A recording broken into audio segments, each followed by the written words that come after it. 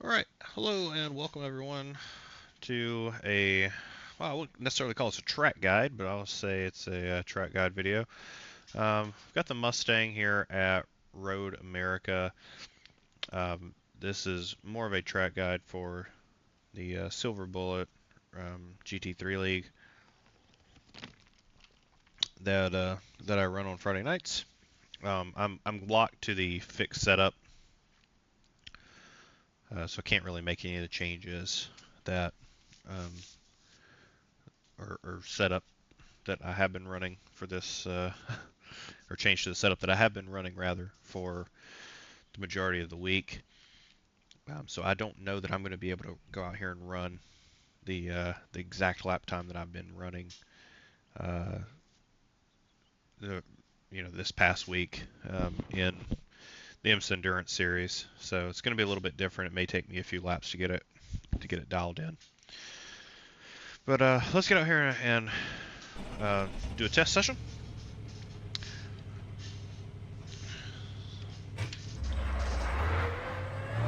Go over.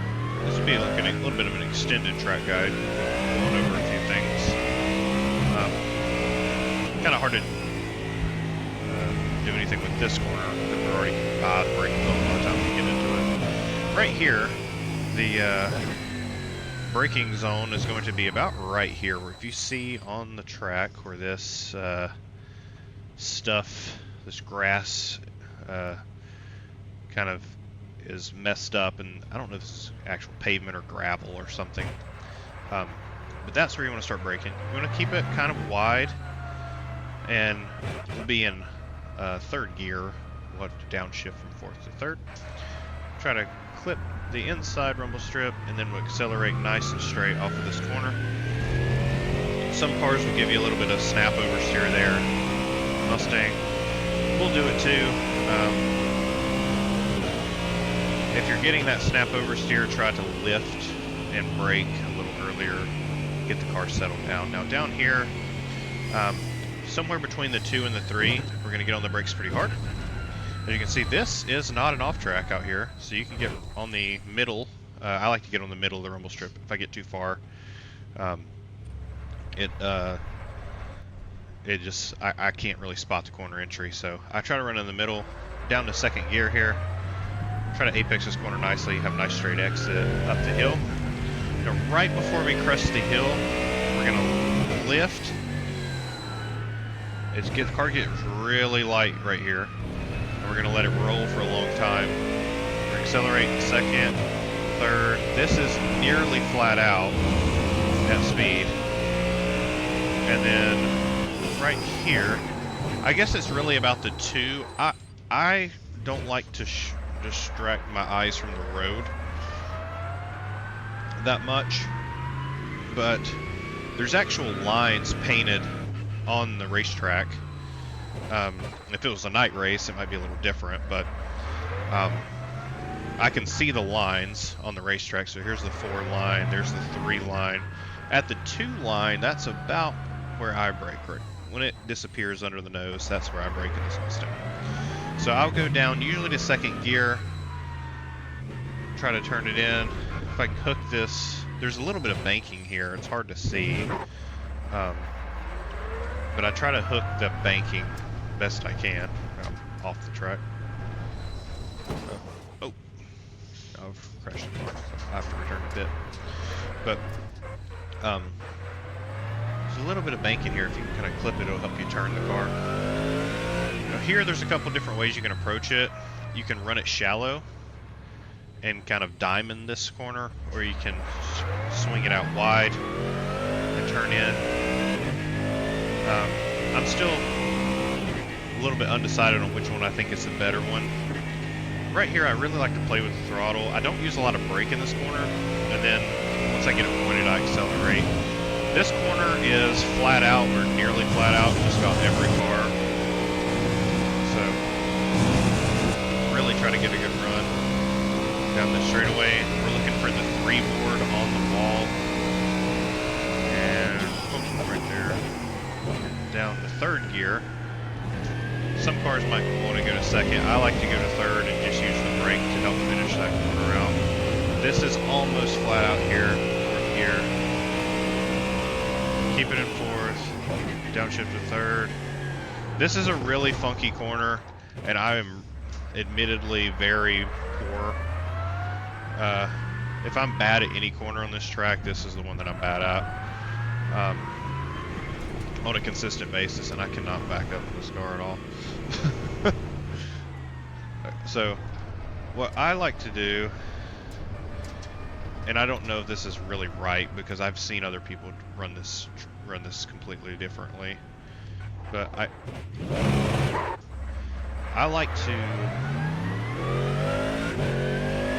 as I approach it, instead of swinging over here to the left, I just like to take a nice straight angle, and when I get onto this different colored pavement, I hit the brakes, and I guess it's a little bit before the 2 sign on the wall over there, and really just after, I guess, 3 if you're looking at it that way. So it's about halfway between the 2 and the 3, I would assume. I get on the brakes and I point the car towards this rumble strip on the outside, and on a perfect turn, if I can hit that rumble strip and turn it down like this, that would be ideal. And then from here, it's just, of course, flat out up the hill to the start-finish line. Pit lane speed doesn't begin until the yellow cone, so make sure when you're coming into the pits, that's a good spot to maybe gain a little bit of time if you can enter the pits aggressively. It is 45 miles per hour. It doesn't begin until the yellow cone, which is the start of this actual Jersey barrier here. So you can see it's right. Jersey barrier starts. That's pit lane speed right there. I'm going to talk about turn 1, and then I'm going to reset to pit and run a couple laps. So, straight away here, I like to keep it more or less in the middle and then start to fade to the edge as I get down here. Here, you're braking at this cone. There's actually 3 cones, but it's the 2 line. So,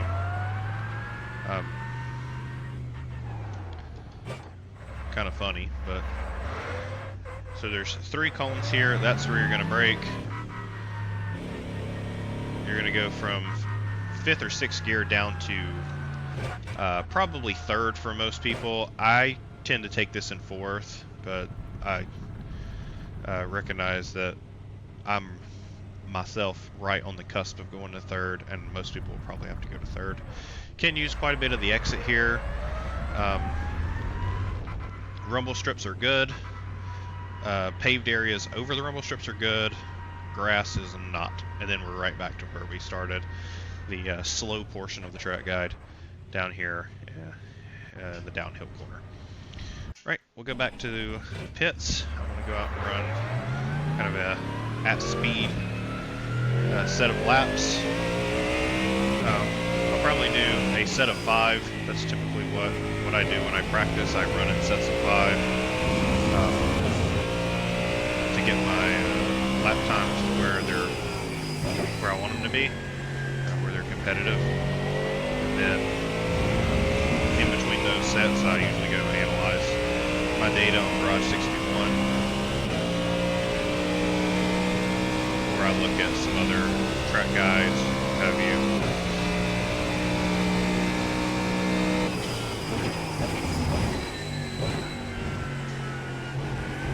Make adjustments to my driving for the next 5 laps. Once I get my lap times down to where I think they're acceptable for what I'm able to do, then I will focus on a long run or 2, try to see where the car is going to go and how it's going to behave over a run. I think it's important to, one thing that I've had to learn is I'm not going to achieve the pace of the guy who's a 7K. I can strive for the pace of the 4Ks right now. That's kind of where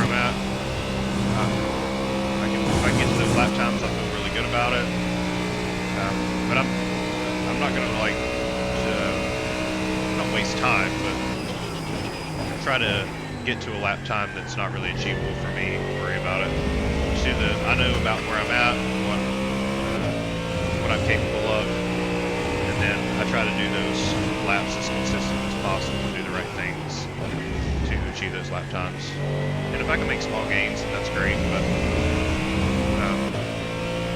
always keep in mind, where you're at, and making marginal gains over time is how you get a lot better over a period of time. Pretty fast lap there. It's important to be really smooth when braking the gas. This Mustang. Don't want to get on it too hard.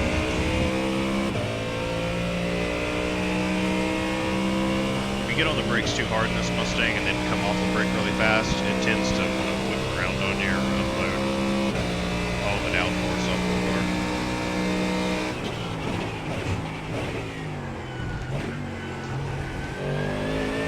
I'm trying to stay out of the ABS as much as I can as well. It's hard to achieve sometimes, but necessary to keep the tires underneath you.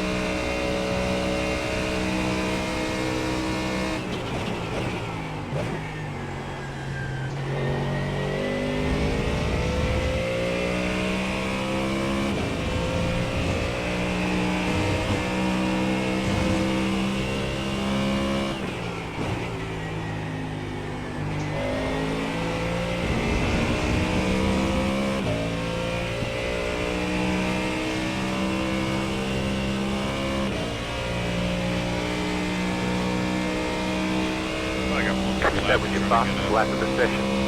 Super fast lap. Trying to maintain the tires.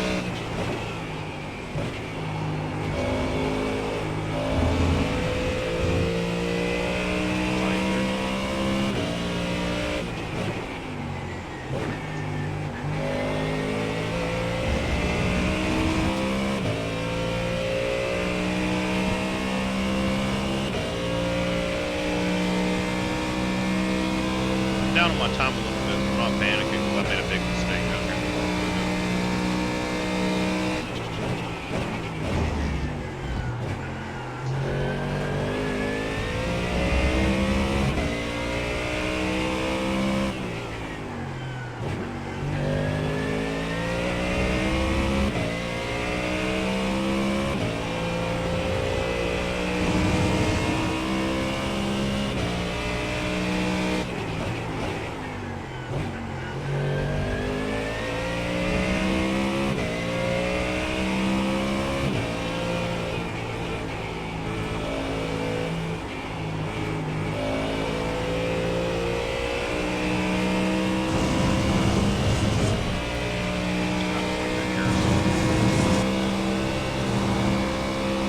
Car's got too much wing on it, I think, for me to get through the carousel like I want to.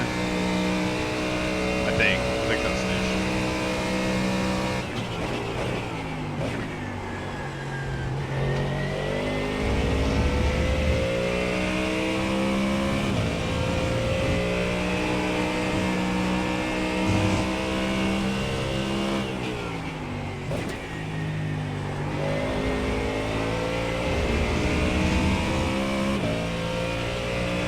I think a 205 flat's going to be pretty good with this configuration of downforce, because this is close to the high downforce set.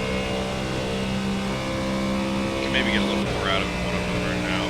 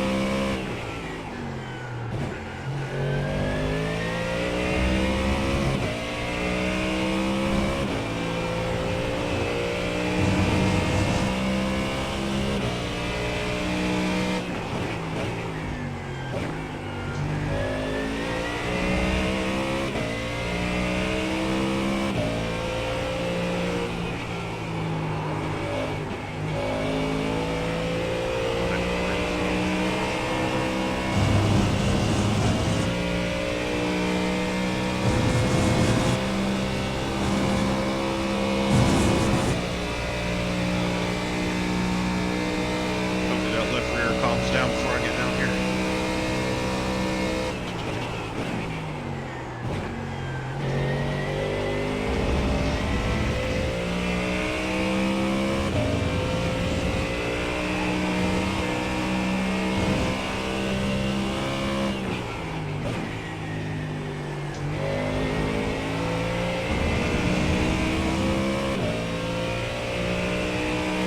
I was a little conservative on that last corner and it went below it.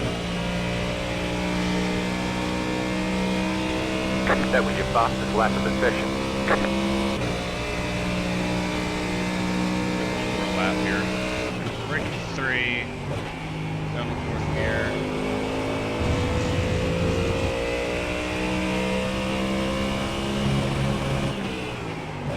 Down to 3rd gear. Right there.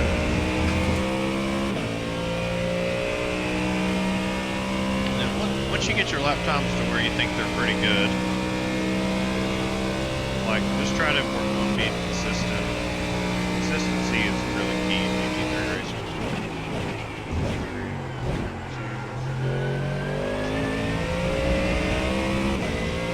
Yeah, I made a little mistake right here.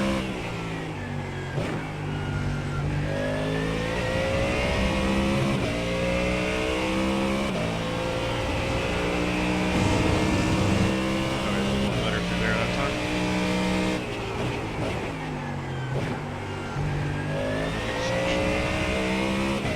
See if I can do better for the carousel.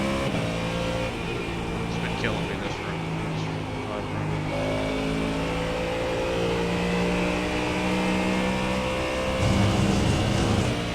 Okay, a little better.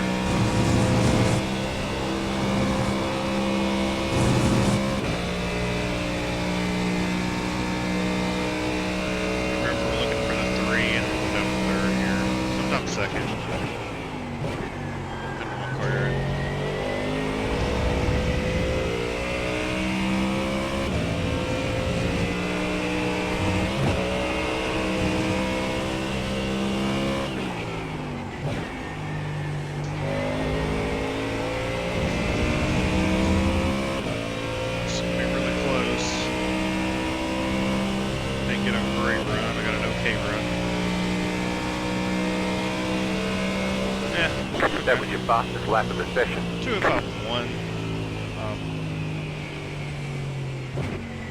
I think that was, pretty sure that was 5 up. I think I'm on lap 7. Yeah. Okay. So, that was a 5 lap run there. Pretty sure. I don't think I did 4. 1, 2, 3, 4, 5.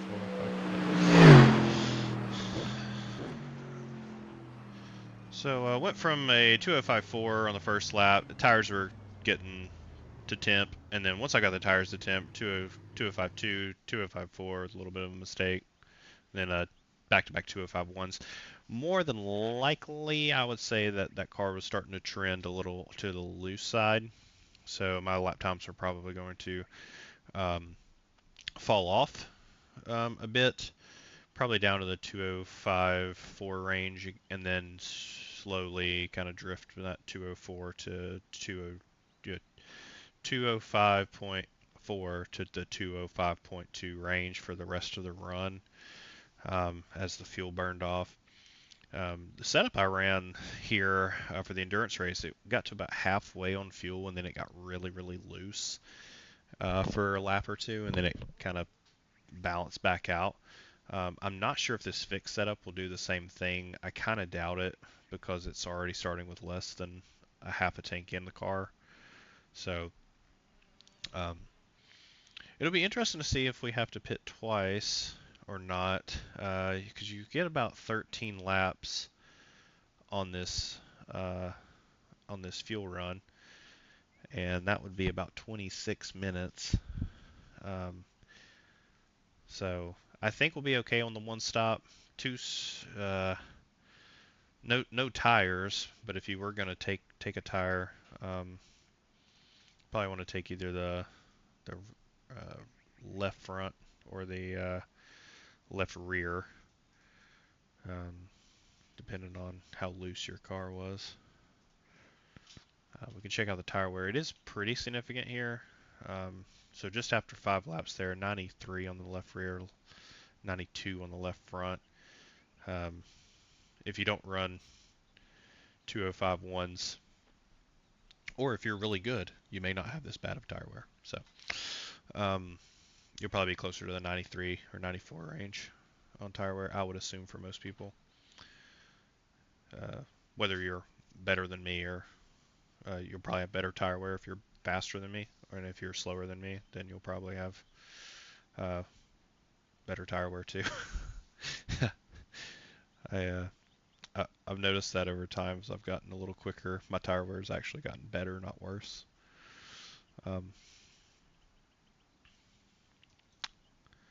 So you might benefit from taking a tire or two on your pit stop.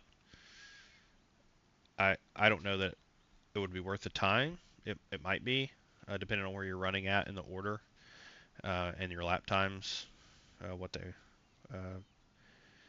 if there's a lot of fall off lap time wise for you, and the car's just really not wanting to turn, I would take probably two left sides and just kind of give it a lap, because it's going to handle bad for like a lap, but then it should start to feel quite a bit better, and then you'll have a lot more, not necessarily lap time, but you'll have a lot more comfortability with the car and be able to make the corners go a little quicker than if you just didn't take any tires at all. But like I said, it may not benefit you to take tires. We can take a look at my lap 6. I can kind of show you what I'm talking about from a third-person perspective, since I'm making this kind of a longer video anyway. So go down here, outside cam. I'll keep my inputs up here, and you can see that I'm about between the 2 and the 3 board when I start to brake. I shouldn't be in the gas full throttle here when I start to get on the brake, but I am. But I'm coming off the brake. That's a bad habit that I have. is getting on the brake before I get all the way out of the gas, I know that I'm probably losing some time in doing that. So here I am on the brake. I'm only at about 50%. I go up to about 70 and then start to trail it off as I go into the corner. But you see that I'm still on the brake even after I have the car turned in. So it's not as if I'm getting the car slowed down and then letting out of the brake. I already have the car turned when I let out of the brake, and then I'm using just a tiny bit. It's barely enough to get the lights to come on to kind of finish this corner out. I'm a little bit patient with the throttle, and then as soon as I know that I can make it the rest of the way without uh, having any issues, I mash it. But also keep track of the wheel angle here. I'm like 45 degrees. I think ideally I'd want to be a little bit less than what I am, but um, that's about as far as I get. Maybe a little bit farther there just to make sure that I'm good on the corner. If I am farther than like 45 degrees, it's only very brief, and then I'm back to taking the wheel out, feeding in a lot of gas.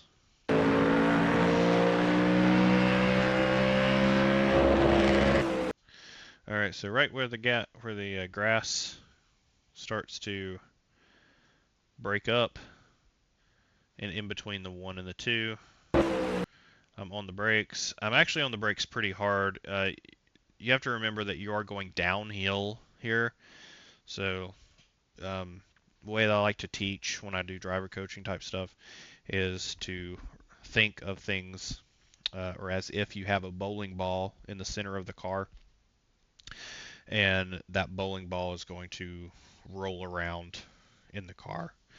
Um, Remember, your brake is going to move the bowling ball forward. Your wheel is going to move the bowling ball side to side, and the gas is going to move the bowling ball back to the rear of the car. The same can be true for the track itself. So if the track is going downhill, the bowling ball is going to roll forward and give you extra grip, and it's also going to um, make it harder to make that bowling ball go back to the center of the car or backwards to the back of the car. Because we're going downhill, we're carrying a little bit more speed, so even though this is a little bit of a sweeping corner, we've got to get the car slowed down, and it's going to be harder to do that with that bowling ball at the front of the car. Okay, so here we go. We're going to trail off the brake quickly. So we're going to slow the car down, and then we're going to trail off the brake. But see, the car's already turned in, and then I like to let this car roll for a minute, and even give it a little bit of dab of extra brake. You see there, and then I start to feed it throttle. So I can actually feed this car quite a bit of throttle if I let it settle down by rolling for a second, and then I can feed it a lot of throttle quickly, because now as we get to the bottom of that hill, there's a lot of weight on the front tires. The engine of this car is in the front, so I can give this car a lot of gas, and it's going to turn really, really well. So well, in fact, that a lot of these front engine cars right here, like the Mercedes and the BMW and even this Ford, if you got too much wheel in it, and maybe, I don't really think it matters what you do with the gas, but too much wheel in it right here, and it's going to feel very, very light and loose. So that's why I try to let it settle down by rolling, and then get the wheel out of it pretty quick. It's going to grip up very well. Turn through here. You can use all of this exit out here as long as you don't get on the grass. You can actually use this tiny section of gray on the grass without it giving you an off track, but it is pretty strict. So if you go, I'm telling you, like 1 pixel into this green, it's going to give you an off track. I experienced that myself. So roll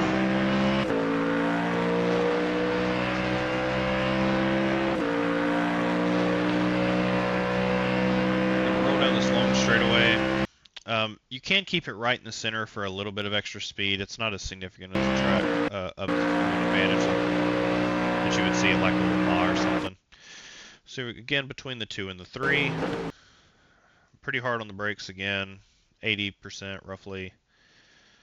Going to turn in just a little bit. Again, we're going downhill here, so it's going to turn pretty good initially anyway. And then I got a lot of wheel in this thing. Probably more than I really should, but I was getting it turned. And then I used the throttle to finish this corner because now we're going slightly uphill. And now the rears are going to be the ones loaded when you're going up the hill. So, can use all the rumble strip. We're going to go up the hill. Right before we crest this hill, we're going to brake. And we're going uphill, so we don't have to brake very hard. But we do have to get the car slowed down. And then as it flattens out, we can use a little more brake. But I try not to brake overly hard there, especially not initially. You'll see that I kind of roll into the brake here, and hold it there, and then trail it off pretty quick. The hill is going to help slow the car, and it gets really light if you got too much brake and load on the front tires, and then the hill is no longer going uphill, it's now flat. It's going to really upset the car. So the car's really light through here. I let it roll, let it roll, let it roll. You can tell when it's loose because I won't get back to the gas. And then not quite full throttle. I'm just feeding it. Now I'm back full throttle. This is kind of this corner can be flat out. It's or nearly. You have to turn in at a really specific point and make sure that you get all the way to the edge, but don't hit the grass. If you get the grass, you're going to go around. So I get all the way to the edge. If I go into the cockpit view here, I try to aim for this little patch of grass from the in-car view anyway, where it's again kind of messed up a little bit. And as soon as I see that little patch of grass disappears, that's where I turn in. And I keep this thing nearly matted. I'm not all the way full throttle, but I'm pretty dang close. Just barely get the left front. Well, ideally you don't want to touch the grass here either because it'll make the car really loose, but you want to get the car all the way onto the rumble strips. Take advantage of all that space, and then on the exit, again, taking full advantage of the exit all the way to the edge. And you can see, I mean, I am pushing the limit of the exits here. Down here, it's a little bit deceiving where the entry is.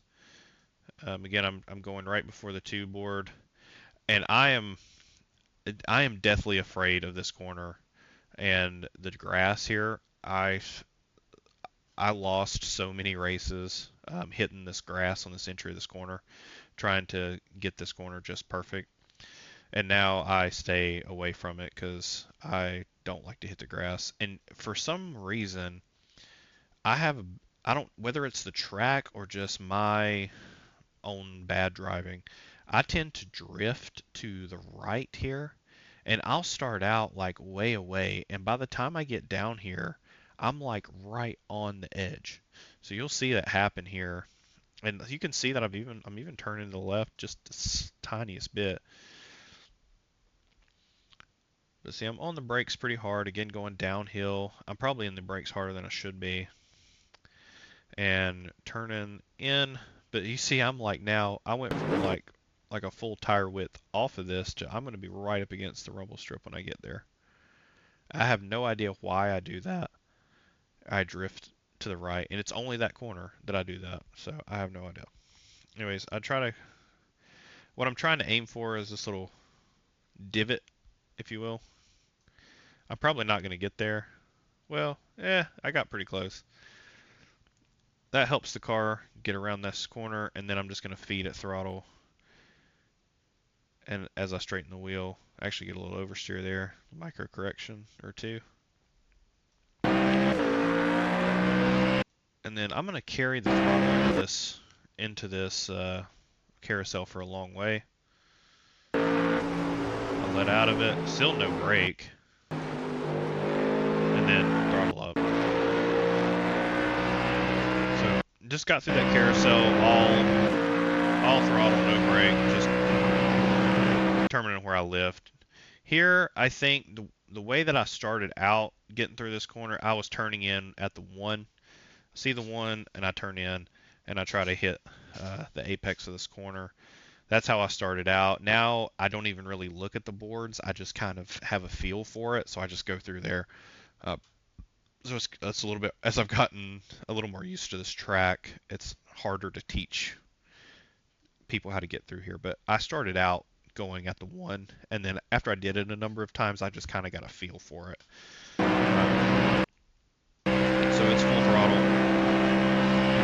It is scary, even though it's scary and it's a simulation game. And if I wreck it, there's like no consequence. So I can only imagine what that corner is like in a real car or an Indy car. That's terrifying.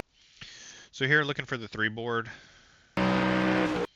Pretty hard on the brakes again here. This one is pretty flat, and it does go slightly uphill as you get there, so the car tends to start out being kind of difficult to turn in, and as you go up that hill, for whatever reason, it starts to like unload the rear tire. So I turn in, brake at the 3, and then where this grass patchiness sort of seems to fade off and go away, that's sort of the turn-in point. So you'll see me start to turn it in there. I'm carrying a lot of brake pretty far into this, and you can see the whole rear end attitude just changes. I mean, it almost is a slide in a way. So try to get that rumble strip, and then I'm early as I can throttle to it, take advantage of all this concrete rumble strip area out here. Throttle up as early as you can. Try to get it inside. If you carry out into the grass or gravel here, it will give you an off track, so don't do that. And then I'm going to put my right sides on the rumble strip for the turn in. As soon as I see the end of this rumble strip disappear out of my view, that's where I'm going to make the turn in. Sometimes a little bit earlier, but you do have to be a little bit wary of the curb on the inside of this next corner, because it will upset the car a lot and cause you to wreck. So taking all the curb there, turning in. This doesn't look like very much. It is uphill, and there's a humongous bump like right here. If you get too much of this curb, it's going to make the car go up in the air, which you'll see here. It felt like really bad in the car, but it doesn't look that bad from the outside. You can see it kind of bounce. Rumble strip here, take advantage of that, and then this this paved area, like if they ever like give this as an off track, I don't know what I'm gonna do, because I'd have to take that last corner completely differently. This is not an off track. You can run way out here and take advantage of this as extra exit space. I'm so glad the grass is not there. It gives me a little bit of extra lap time.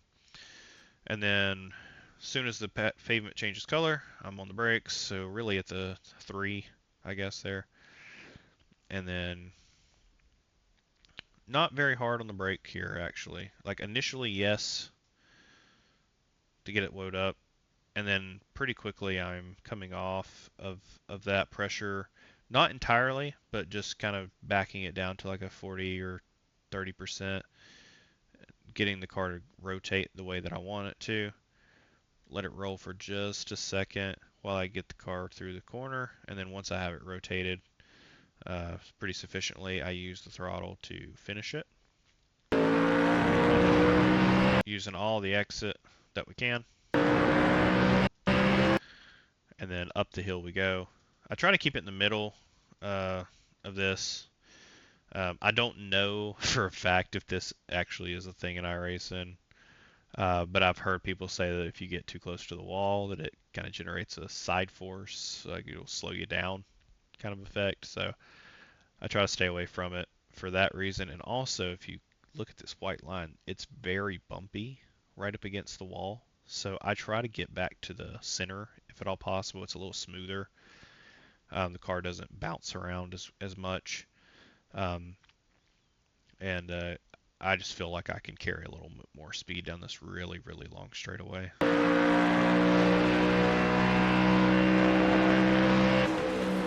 Right, and there's a lap around Road America in the Mustang. So that's just with the fixed setup, which is really close to the high downforce configuration. I hope you've enjoyed this track. Uh, well, I don't know if it's a track guide, in depth guide around Road America, and a little bit of practice for me. Um, I don't know if I'll be racing on Friday or not. I think I should be able to this week, unless I have something pop up. So I hope to see everyone on track, and thanks for watching.